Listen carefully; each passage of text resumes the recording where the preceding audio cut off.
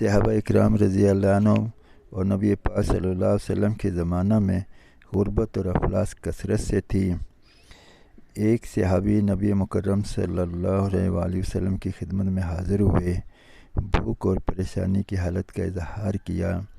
آپ صلی اللہ علیہ وآلہ وسلم کے ترغیب دینے پر ایک انصاری صحابی ان کو اپنے گھر لے گئے۔ بیوی سے کہا کہ یہ نبی مکرم صلی اللہ علیہ وسلم کے مہمان ہیں، ان کی خاطر مدارت میں کوئی کسر باقی نہ رکھنا۔ بیوی نے عرض کیا، تھوڑا سا بچوں کے کھانے کے علاوہ گھر میں کچھ نہیں۔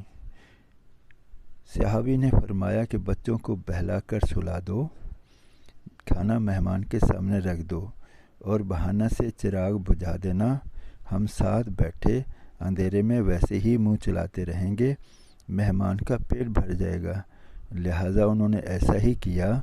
دونوں میاں بیوی اور بچوں نے فاقہ سے رات گزاری، جس پر قرآن پاک کی آیت نازل ہوئی جس کا ترجمہ ہے، اور ترجیح دیتے ہیں اپنی جانوں پر اگرچہ ان پر فاقہ ہی کیوں نہ ہو۔